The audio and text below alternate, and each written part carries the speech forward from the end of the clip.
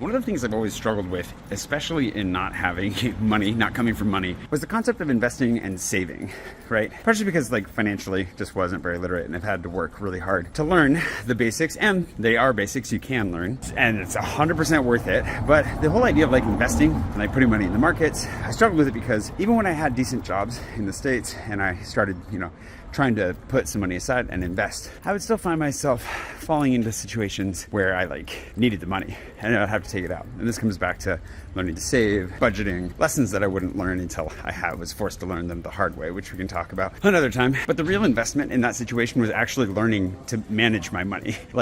Money stress, financial stress is one of the biggest stressors you can have. It's horrible. It's one of the worst feelings when money's tight or you don't have enough and you have to pay bills, have an emergency, you got to make payroll. The payroll struggles, that's a whole nother ballgame. But learning to manage your money is a major investment in yourself that isn't a money investment. And something that's really, really helped me along the line has been coming to realize that the real investment I need to make is in myself. It's learning these skills. It's leveling up, getting help, getting coaching, getting training. I've been mentioning my trainer a little bit recently, BJ, because he's had such a huge impact on me just by keeping my workouts interesting, varied, and also just effective. He knows what he's doing, and he's helping me to not only remain interested and engaged in my workouts, but to get results that I wouldn't be able to get on my own, because even though I've been working out for a long time, I don't have the expertise he has.